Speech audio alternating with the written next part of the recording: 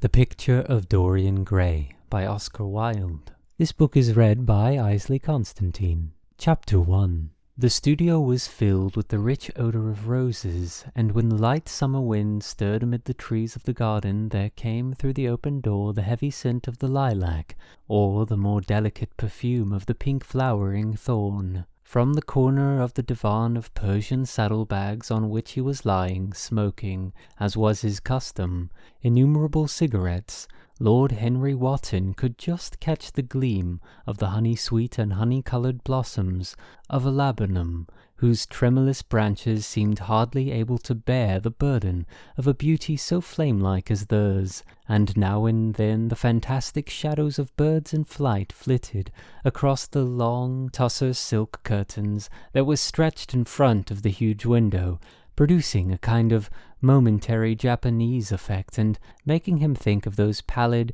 jade-faced painters of Tokyo who, through the medium of an art that is necessarily immobile, seek to convey the sense of swiftness and motion. The sullen murmur of the bees, shouldering their way through the long unmown grass, or circling with monotonous insistence round the dusty gilt horns of the straggling woodbine, seemed to make the stillness more oppressive. The dim roar of London was like the burden note of a distant organ. In the centre of the room, clamped to an upright easel, stood the full-length portrait of a young man of extraordinary personal beauty, and in front of it, some little distance away, was sitting the artist himself, Basil Hallward, whose sudden disappearance some years ago caused, at the time, such public excitement and gave rise to so many strange conjectures. As the painter looked at the gracious and comely form he had so skilfully mirrored in his art, a smile of pleasure passed across his face, and seemed about to linger there, but he suddenly started up, and, closing his eyes, placed his fingers upon the lids, as though he sought to imprison within his brain some curious dream from which he feared he might awake. "It is your best work, Basil, the best thing you have ever done," said Lord Henry, languidly. "You must certainly send it next year to the Grosvenor. The Academy's too large and too vulgar. Whenever I have gone there, there have been either so many people that I have not been able to see the pictures, which was dreadful, or so many pictures that I have not been able to see the people, which was worse. The Grosvenor is really the only place." "I don't think I shall send it anywhere," he answered, tossing his head back in that odd way that used to make his friends laugh at him at Oxford. "No, I won't send it anywhere." Lord Henry elevated his eyebrows, and looked at him in amazement through the thin blue wreaths of smoke that curled about in such fanciful whirls from his heavy opium-tainted cigarette. "Not send it anywhere? My dear fellow, why? Have you any reason? What odd chaps you painters are. You do anything in the world to gain a reputation. As soon as you have one, you seem to want to throw it away. It is silly of you, for there is only one thing in the world worse than being talked about, and that is not being talked about. A portrait like this would set you far above all the young men in England, and make the old men quite jealous, if old men are ever capable of any emotion." "I know you will laugh at me," he replied, "but I really can't exhibit it. I've put too much of myself into it." Lord Henry stretched himself out on the divan and laughed. "Yes, I knew you would, but it is quite true all the same. Too much of yourself in it. Upon my word, Basil, I didn't know you were so vain, and I really can't see any resemblance between you with your rugged, strong face and your coal-black hair, and this young Adonis, who looks as if he was made of ivory and rose-leaves. Why, my dear Basil, he is a Narcissus, and you...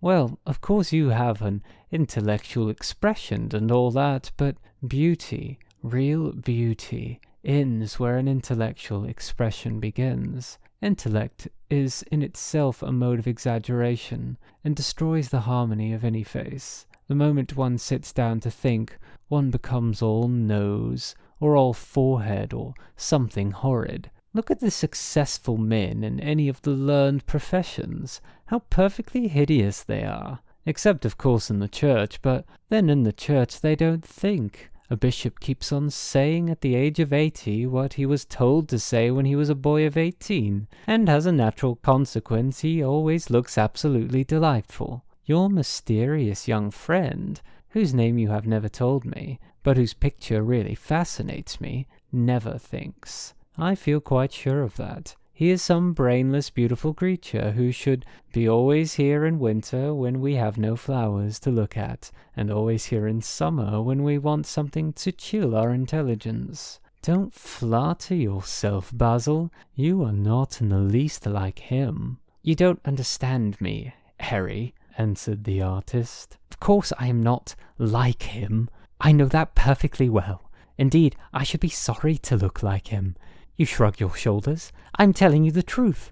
There is a fatality about all physical and intellectual distinctions. The sort of fatality that seems to dog through history the faltering steps of kings. It is better not to be different from one's fellows. The ugly and the stupid have the best of it in this world. They can sit at their ease and gape at the play. If they know nothing of victory, they are at least spared the knowledge of defeat. They live as we all should live, undisturbed, indifferent, and without disquiet. They neither bring ruin upon others, nor ever receive it from alien hands. Your rank and wealth, Harry, my brains, such as they are, my art, whatever it may be worth, Dorian Gray's good looks, we shall all suffer for what the gods have given us, suffer terribly. Dorian Gray, is that his name? Asked Lord Henry, walking across the studio toward Basil Hallward. Yes, that is his name. I didn't intend to tell it to you. But why not? Oh, I can't explain. When I like people immensely, I never tell their names to anyone. It is like surrendering a part of them. I've grown to love secrecy. It seems to be the one thing that can make modern life mysterious or marvelous to us. The commonest thing is delightful if one only hides it. When I leave town now, I never tell my people where I am going. If I did, I would lose all my pleasure. It is a silly habit, I dare say, but somehow it seems to bring a great deal of romance into one's life. I suppose you think me awfully foolish about it. Not at all, answered Lord Henry. Not at all, my dear Basil. You seem to forget that I am married, and the one charm of marriage is that it makes a life of deception absolutely necessary for both parties. I never know where my wife is, and my wife never knows what I am doing. When we do meet occasionally when we dine out together or go down to the Duke's. We tell each other the most absurd stories, with the most serious faces. My wife is very good at it. Much better, in fact, than I am. She never gets confused over her dates, and I always do. But when she does find me out, she makes no row at all. I sometimes wish she would, but she merely laughs at me. I hate the way you talk about your married life, Harry, said Basil Hallward, strolling toward the door that led into the garden. I believe that you are really a very good husband, but that you are thoroughly ashamed of your own virtues. You are an extraordinary fellow.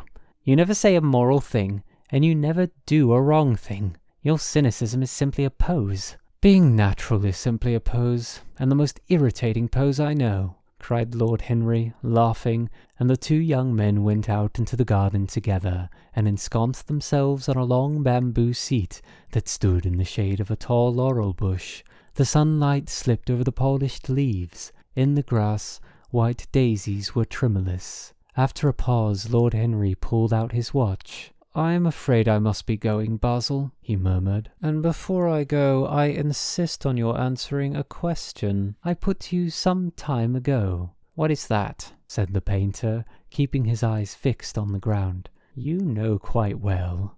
"I do not, Harry." "Well, I will tell you what it is. I want you to explain to me why you won't exhibit Dorian Gray's picture. I want the real reason." "I told you the real reason." "No, you did not. You said it was because there was too much of yourself in it. Now, that is childish." "Harry," said Basil Hallward, looking him straight in the face, "every portrait that is painted with feeling is a portrait of the artist, not of the sitter. The sitter is merely the accident, the occasion. It is not he who is revealed by the painter. It is rather the painter who, on the coloured canvas, reveals himself. The reason I will not exhibit the picture is that I am afraid that I have shown in it the secret of my own soul." Lord Henry laughed. "And what is that?" he asked. "I will tell you," said Hallward, but an expression of perplexity came over his face. "I am all expectation, Basil," continued his companion, glancing at him.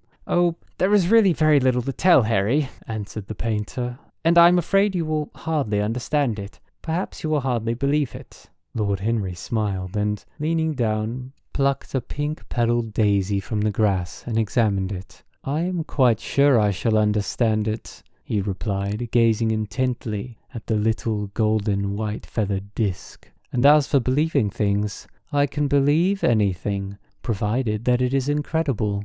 The wind shook some blossoms from the trees, and the heavy lilac blooms with their clustering stars moved to and fro in the languid air. A grasshopper began to chirrup by the wall, and, like a blue thread, a long thin dragonfly floated past on its brown gauze wings. Lord Henry felt as if he could hear Basil Hallward's heart beating, and wondered what was coming. "The story is simply this," said the painter after some time. 2 months ago, I went to a crush at Lady Brandon's. You know we poor artists have to show ourselves in society from time to time, just to remind the public that we are not savages. With an evening coat and a white tie, as you told me once, anybody, even a stockbroker, can gain a reputation for being civilized. Well, after I had been in the room about 10 minutes, talking to huge, overdressed dowagers and tedious academicians, I suddenly became conscious that someone was looking at me. I turned halfway round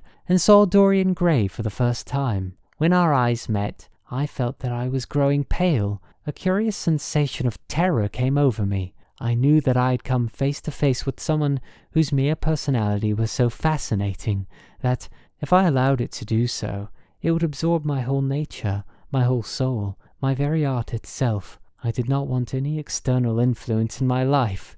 You know yourself, Harry, how independent I am in nature. I have always been my own master, had at least always been so till I met Dorian Gray. But I don't know how to explain it to you. Something seemed to tell me that I was on the verge of a terrible crisis in my life. I had a strange feeling that fate had in store for me exquisite joys and exquisite sorrows. I grew afraid and turned to quit the room. It was not conscience that made me do so, it was a sort of cowardice. I take no credit to myself for trying to escape. Conscience and cowardice are really the same things, Basil. Conscience is the trade name of the firm, that is all. I don't believe that, Harry, and I don't believe that you do either. However, whatever was my motive, and it may have been pride, for I used to be very proud, I certainly struggled to the door. There, of course, I stumbled against Lady Brandon. "You are not going to run away so soon, Mr. Hallward," she screamed out. You know her curiously shrill voice. "Yes, she is a peacock in everything but beauty," said Lord Henry, pulling the daisy to bits with his long nervous fingers. "I could not get rid of her. She brought me up to royalties, and people with stars and garters, and elderly ladies with gigantic tiaras and parrot noses. She spoke of me as a dearest friend. I had only met her once before, but she took it into her head to lionize me. I believe some picture of mine had made a great success at the time, at least had been chattered about in the penny newspapers, which is the 19th century standard of immortality. Suddenly I found myself face to face with the young man whose personality had so strangely stirred me. We were quite close, almost touching. Our eyes met again. It was reckless of me, but I asked Lady Brandon to introduce me to him. Perhaps it was not so reckless after all. It was simply inevitable. We would have spoken to each other without any introduction, I am sure of that. Dorian told me so afterward. He too felt that we were destined to know each other." "And how did Lady Brandon describe this wonderful young man?" asked his companion. "I know she goes in for giving a rapid précis of all her guests. I remember her bringing me up to a truculent and red-faced old gentleman covered all over with orders and ribbons, and hissing into my ear in a tragic whisper which must have been perfectly audible to everybody in the room, the most astounding details. I simply fled. I like to find out people for myself.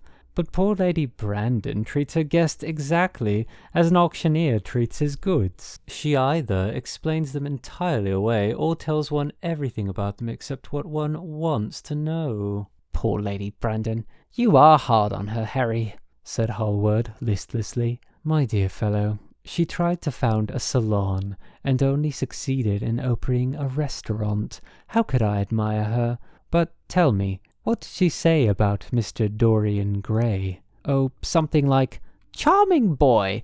Poor dear mother and I absolutely inseparable. Quite forget what he does. Afraid he doesn't do anything. Oh yes, plays the piano, or is it the violin, dear Mr. Gray?' Neither of us could help laughing, and we became friends at once." "Laughter is not at all a bad beginning for a friendship, and it is far the best ending for one," said the young lord, plucking another daisy. Hallward shook his head. "You don't understand what friendship is, Harry," he murmured. "Or what enmity is, for that matter. You like everyone. That is to say, you are indifferent to everyone." "How horribly unjust of you," cried Lord Henry, tilting his hat back and looking up at the little clouds that, like ravelled skeins of glossy white silk, were drifting across the hollow turquoise of the summer sky. "Yes, horribly unjust of you. I make a great difference between people. I choose my friends for their good looks, my acquaintances for their good characters, and my enemies for their good intellects. A man cannot be too careful in the choice of his enemies. I have not got one who is a fool. They are all men of some intellectual power, and consequently they all appreciate me. Is that very vain of me? I think it is rather vain." "I should think it was, Harry, but according to your category I must be merely an acquaintance." "My dear old Basil, you are much more than an acquaintance, and much less than a friend. A sort of brother, I suppose." "Oh, brothers. I don't care for brothers. My elder brother won't die, and my younger brothers never seem to do anything else." "Harry!" exclaimed Hallward, frowning. "My dear fellow, I am not quite serious, but I can't help detesting my relations. I suppose it comes from the fact that none of us can stand other people having the same faults as ourselves. I quite sympathize with the rage of the English democracy against what they call the vices of the upper orders. The masses feel that drunkenness, stupidity, and immorality should be their own special property, and that if any one of us makes an ass of himself, he is poaching on their preserves. When poor Southard got into the divorce court, their indignation was quite magnificent, and yet I don't suppose that 10% of the proletariat live correctly." "I don't agree with a single word that you have said. And what is more, Harry, I feel sure that you don't either." Lord Henry stroked his pointed brown beard and tapped the toe of his patent leather boot with a tasselled ebony cane. "How English you are, Basil! That is the second time you have made that observation. If one puts forward an idea to a true Englishman, always a rash thing to do, he never dreams of considering whether the idea is right or wrong. The only thing he considers of any importance is whether one believes it oneself. Now, the value of an idea has nothing whatsoever to do with the sincerity of the man who expresses it. Indeed, the probabilities are that the more insincere the man is, the more purely intellectual will the idea be, as in that case it will not be coloured by either his wants, his desires, or his prejudices. However, I don't propose to discuss politics, sociology, or metaphysics with you. I like persons better than principles, and I like persons with no principles better than anything else in the world. Tell me more about Mr. Dorian Gray. How often do you see him?" "Every day. I couldn't be happy if I didn't see him every day. He is absolutely necessary to me." "How extraordinary! I thought you would never care for anything but your art." "He is all my art to me now," said the painter gravely. "I sometimes think, Harry, that there are only two eras of any importance in the world's history. The first is the appearance of a new medium for art, and the second is the appearance of a new personality for art also. And what the invention of oil painting was to Venetians, the face of Antinous was to late Greek sculpture, and the face of Dorian Gray will some day be to me. It is not merely that I paint from him, draw from him, sketch from him. Of course I have done all that, but he is much more to me than a model or a sitter. I won't tell you that I am dissatisfied with what I have done of him, or that his beauty is such that art cannot express it. There is nothing that art cannot express, and I know that the work I have done since I met Dorian Gray is good work, is the best work of my life. But in some curious way I wonder Will you understand me? His personality has suggested to me an entirely new manner in art, an entirely new mode of style. I see things differently. I think of them differently. I can now recreate life in a way that was hidden from me before. A dream of form in days of thought. Who is it who says that? I forget. But it is what Dorian Gray has been to me. The merely visible presence of this lad, for he seems to me little more than a lad, though he is really over 20, is merely visible presence. His merely visible presence. Ah, I wonder, can you realize all that means? Unconsciously, he defines for me the lines of a fresh school, a school that is to have in it all the passion of the romantic spirit, all the perfection of the spirit that is Greek, the harmony of soul and body. How much that is! We in our madness have separated the two, and have invented a realism that is vulgar, an ideality that is void. Harry, if you only knew what Dorian Gray is to me! You remember that landscape of mine for which Agnew offered me such a huge price, but which I would not part with? It is one of the best things I have ever done. And why is it so? Because, while I was painting it, Dorian Gray sat beside me. Some subtle influence passed from him to me, and for the first time in my life I saw in the plain woodland the wonder I had always looked for and always missed. Basil, this is extraordinary. I must see Dorian Gray. Hallward got up from the seat and walked up and down the garden. After some time he came back. Harry, he said, Dorian Gray is to me simply a motive in art. You might see nothing in him. I see everything in him. He is never more present in my work than when no image of him is there. He is a suggestion, as I have said, of a new manner. I find him in the curves of certain lines, in the loveliness and subtleties of certain colours. That is all. Then why won't you exhibit his portrait? Asked Henry. Because without intending it, I've put into it some expression of all this curious artistic idolatry of which, of course, I have never cared to speak to him. He knows nothing about it. He shall never know anything about it, but the world might guess it, and I will not bare my soul to the shallow prying eyes. My heart shall never be put under their microscope. There is too much of myself in the thing, Harry, too much of myself. Poets are not so scrupulous as you are. They know how useful passion is for publication. Nowadays a broken heart will run to many editions. I hate them for it, cried Hallward. An artist should create beautiful things, but should put nothing of his own life into them. We live in an age when men treat art as if it were meant to be a form of autobiography. We have lost the abstract sense of beauty. Some day I will show the world what it is, and for that reason the world shall never see my portrait of Dorian Gray. I think you are wrong, Basil, but I won't argue with you. It is only the intellectually lost who ever argue. Tell me, is Dorian Gray very fond of you? The painter considered for a few moments. He likes me, he answered after a pause. I know he likes me. Of course I flatter him dreadfully. I find a strange pleasure in saying things to him that I know I shall be sorry for having said. As a rule he is charming to me, and we sit in the studio and talk of 1,000 things. Now and then, however, he is horribly thoughtless, and seems to take a real delight in giving me pain. Then I feel, Harry, that I have given away my whole soul to someone who treats it as if it were a flower to put in his coat,